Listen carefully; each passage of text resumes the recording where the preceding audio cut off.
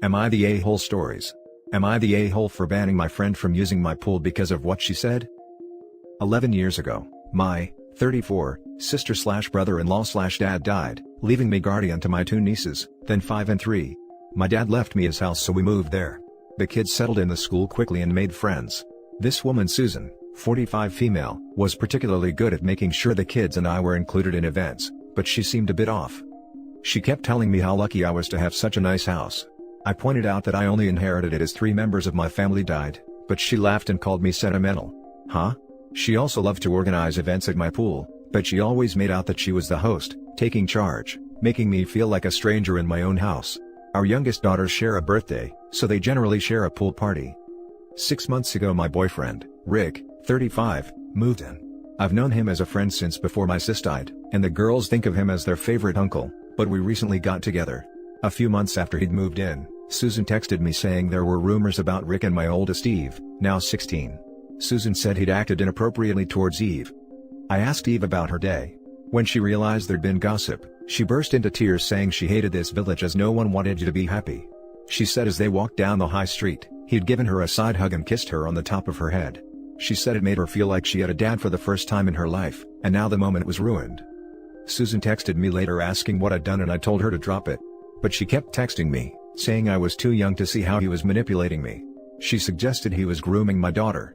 I told her to stop again, but she didn't, so I blocked her number and unfollowed her on all social media. Other friends sent me screenshots of where she'd posted to friends that he was a threat to children and I was an enabler. Then a few days ago, I bumped into Susan.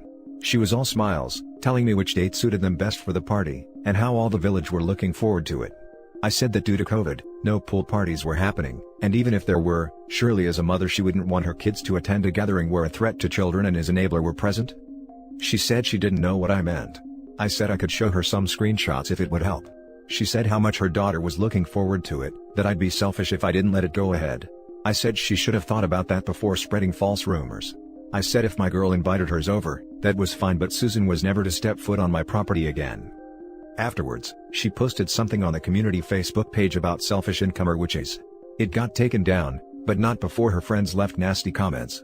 One of them texted me saying, I should be nicer considering the circumstances, but I don't even know what that means.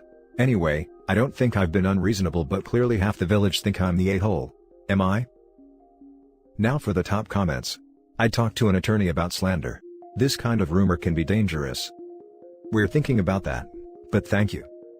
I think you should really consider it.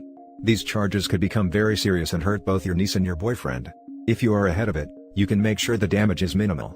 This woman has already shown she doesn't care how far she has to go. Rick is reticent to do anything. He thinks it's minor village gossip involving a few hundred people, and if we start legal issues it will escalate. It's his call, but I'm not sure he's right. I just want people to see him as the loving man he is, not through her warped vision of things. Not the a-hole. Those kinds of rumors can destroy a person's life. Clearly the niece said it was not done in a sexual manner, that she didn't feel uncomfortable etc. and was fine. This outsider decided to stir drama up and wanted to reap the benefits still. She hurt your niece with gossip and could have harmed an innocent man's reputation, because she couldn't ask a question or be adult about it. She also started drama on social media for it as well. It's total BS. You've every right to ban someone like her. If the wrong person heard her unjustified rumors it could have done a lot of damage. Not the a-hole. Steer clear of Susan and her drama. There is no winning with her and she will just drag you and the kids through the mud. You did a good job ending things. Keep those boundaries up. Thank you. I was shaking after. I hate conflict. Update. Well, that blew up. Thank you for the awards, I really appreciate them. I'm trying to go through all the comments, but sorry if I don't reply. 1. Rick and I will get legal advice and then decide what to do. 2. Friends seem to think Susan has damaged herself more than me. People have always given her leeway as she does do loads in the village, and she is married to a total crap. But her post about incomers has offended loads of people, anyone who wasn't born here, and stirred up lots of ill feelings. 3. For those of you who say we should move, I have thought about it. But we can't really for 2 years until we get to a good point in the girls' schooling. It's under consideration. 4. I'm going to message the one who told me to be nicer considering the circumstances because I genuinely don't get what she means. 5. For those asking about my use of village, in the UK that's what we call places smaller than towns. Not sure what the precise geographical definition, you just know. It's not that usual to have an indoor pool in the UK, so I think that's why she's so obsessed with it. 5. I have thought about sending her a picture of me in the pool drinking a cocktail with a raised finger, but I think I would be the a-hole then and it's probably not worth the hassle. Now for the next story. Am I the a-hole for telling my dad to swallow his freaking pride and go to a food bank? My 17 female mom, 33 female, she had me at 16, left shortly after my little sister, 2, was born. I also have a 5-year-old brother and a 3-year-old sister. We haven't heard from her since. My dad, 34 male, owned a small business that went under a few months ago due to the shutdowns, and has had trouble finding a job since. Right now, he's working 2 minimum wage jobs to try to support us, but that barely covers the mortgage and our car payments. I ended up dropping out of high school so I can take care of my siblings and get a job. I got a great job as a nanny, and they're letting me bring my siblings since they're the same age as the kids, 5 male and 3 female. I've been paying for all of our healthcare. I have ulcerative colitis and my brother has type 1 diabetes, so that stuff is expensive. My car, and half our food bill and any clothes that my brother and sister need and occasionally some new toys for them. I know for a fact that we qualify for financial aid at the hospital we go to and maybe SNAP benefits or food banks. It would make things so much easier on all of us. My siblings and I don't eat healthy. Most of what we eat are those bulk bags of cereal at the grocery store and dollar store pasta with beans or sometimes eggs or meat. It's gotten to the point where the family I work got started giving us all their leftovers so we can eat somewhat healthy. I talked to my dad about financial aid at the hospital and he actually agreed to it, but when I brought up SNAP benefits or going to food banks he completely shut the idea down. He kept saying he doesn't need help getting us food, and he survived without food stamps when he was our age so we should too. I lost my temper and yelled at him, swallow your freaking pride and go to a food bank because 2 crap meals a day isn't cutting it. He yelled at me to go to my room and now we're not speaking to each other. Am I the a-hole for yelling at him? Edit, I'm not calling CPS on my dad, so y'all can stop suggesting that. He's trying his best. I sent my dad the post.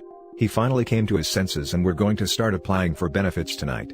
For those of you asking about my education, I'm planning on getting my GED in May, and starting community college in the fall. Not the a-hole. Things ain't normal, and he's under a lot of stress. Likely hates feeling you already had to drop out of school, and that he's not cutting it as a man. But he's got to get past it, and maybe this was the kick in the butt he needed. Edit, so proud of you and your dad for taking one hard step after another. Glad he decided to accept some help, wish you both the best. He's let her drop out of school to be a co-parent and refusing to take assistance? That's such BS. OP I feel really sorry for, but she needs to tell dad she's going back to school if he's such a proud man and can do it himself. Yikes. Not the a-hole. You're right, it's just his stupid pride. You're sacrificing a lot for your family right now before you're even a legal adult. The least you deserve is some decent meals. I'm heartbroken for any parent in the situation he's in.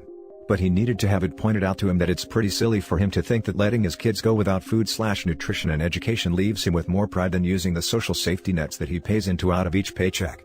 He's making life harder for all of his kids, especially OP, unnecessarily. Not the a-hole. The social safety net exists for a reason. Plus, the pandemic is still going on. Things will be different when we are past all this, and he might be able to find what he needs in terms of work. And hopefully you can return to school. You've put your whole future on hold for your family. You're risking more than his pride is worth. I'm planning on getting my GED and going to college to be a nurse practitioner once things calm down. Next story. Am I the a-hole for continuing my tradition of taking my kids out to dinner even though I remarried and have stepchildren? I'm 36 years old and a father of 2. My kids are 15 and 13. I was high school sweethearts of sorts with their mother, and it was just your common case of 2 kids getting married way too young and not knowing what everything entailed. All in all, we divorced by the time I was 28. My ex and I are on good terms and we do a nice job at co-parenting even though we are not together. I live 2 towns over from her, about a 15-minute drive. So the kids stay with me every Friday to Monday. 4 years ago, I met my current wife. We got married a year and a half ago and now she and her 2 kids live with me. Her boys are 9 and 7. I get along with her kids, and I try to do all I can for them since their dad isn't a great guy. The house sometimes gets a little crowded when my 2 kids are over, but mine spend a lot of time in their rooms. Since my kids were little, I've always enjoyed taking them out to eat every other Friday. It's a tradition I've continued since. My kids really enjoy this time together, and it really helped us all deal with the divorce. Now that I'm remarried and sometimes get busy, these dinners aren't always on Friday nor are they as frequent as every other week. But once or twice a month I make sure my kids and I go out to eat. My wife has always been cool with it, at least until somewhat recently. To be clear, I go out to eat with my wife and the 4 kids a lot. Usually once a weekend, and then dinner Monday through Thursday is always with my wife and her 2 boys. My wife started to ask why I still have these dinners that are exclusively with my 2 kids. I told her it's the tradition and my kids and I enjoy the time together. She said since I'm remarried and have stepchildren, there shouldn't be any more me and my kids dinners. I told her that we all go out to eat together way more frequently than I go with just my kids, and that we go out less than we used to before I got remarried, so I'm compromising a bit. She still insists that it's wrong to take my kids out to dinner where we pretend I don't have a new wife and 2 stepchildren. I don't know where she got that from, but that's what she said. Now for the comments. Where we pretend I don't have a wife and 2 stepkids. Not the a-hole, that's not what you're doing. It's so important for kids in blended families to feel they are still valued and still get one-on-one time. Especially given the age differences here, teenage children have different topics they care about and need different attention. Doing things with your children from your first marriage alone sometimes does not invalidate the other time you spend with your wife and stepchildren, and she should be understanding that you have multiple priorities since she does as well. Not the a-hole. It's even important to do one-on-one things with your kids in a full bio family. If she is adamant you cut out doing things with just your bio kids, then to make it fair you shouldn't do anything with just your bio kids when yours aren't there. All for one and one for all and all that crap. Not the a-hole. You already spend plenty of time with your wife and your stepchildren, and you spend time with them plus your 2 bio kids as well, so really what she's asking you to do is stop spending quality time with your bio kids full stop. That's unreasonable. You get plenty of alone time with your stepkids, I'm assuming, during the week, but you're not allowed to spend any alone time at all with your bio kids? Your wife is being unreasonable. I would pick this hill to die on. If you choose to stop or phase out your dinners with your bio kids, they will notice and they will resent you. Don't let her insecurity damage your relationship with them. Yeah, I figured she might be a little insecure. I don't know why at all. She doesn't seem to love the idea that I've had a family before her, though she does have 2 kids herself. Hi, product of a broken home here. Let me start with not the a-hole, not the a-hole, not the a-hole, not the a-hole, not the a-hole. You're not being selfish, rude, inconsiderate, a jerk, or anything like that. You're carrying on a tradition that existed previously to maintain a relationship and create a semblance of stability in your kids' lives. You mentioned you do plenty of things with wife number 2/stepkids every week and quite often with all 4 kids. By her logic, birthdays aren't allowed to happen anymore, or Mother's Day/Father's Day. Don't do anniversaries either. You don't want anyone to feel excluded, ever. Everyone has to be included for everything, always. Ha ha ha, thanks. You sound a lot like some people I'm friends with on Facebook. Now for the last story.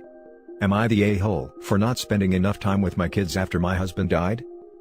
My husband died a few months ago and a drunk driver hit him. We have 4 kids, a 4th grader, 3rd grader, 2nd grader, and 1st grader.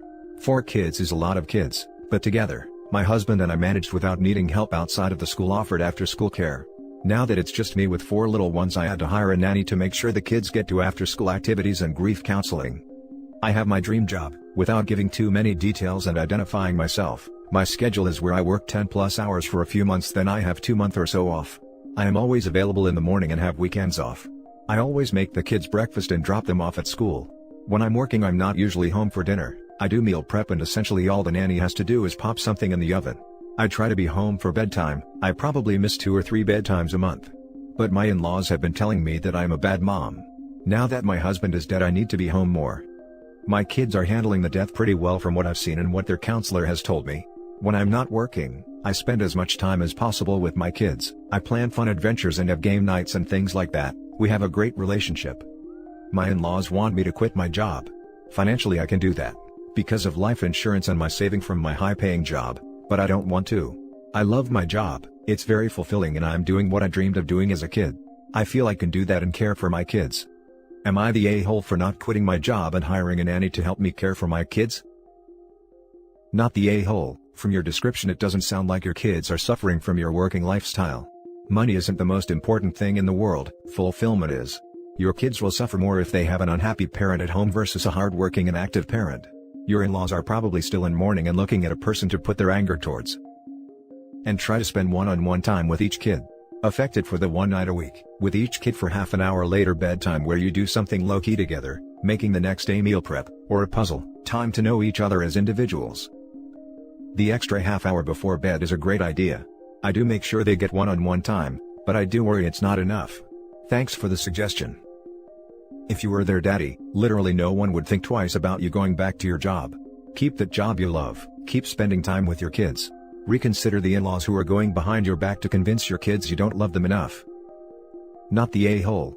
It's not always quantity, it's quality of time you're spending with your kids. You have to provide for your kids by yourself now. What do your in-laws expect you to do? Quit and be a stay-at-home mom with no one making money? They're being ridiculous, and it sounds like your kids are doing as well as they can be. So sorry for your loss. This, plus below the line, I'm pretty sure she's spending at least as much time with her kids as anyone with a regular job. It's just not in a standard construction. And that's it for this video, guys. If you have thoughts to share, leave a comment below. Don't forget to hit like and subscribe if you like this content. I'll catch you in the next one. Good day, everyone.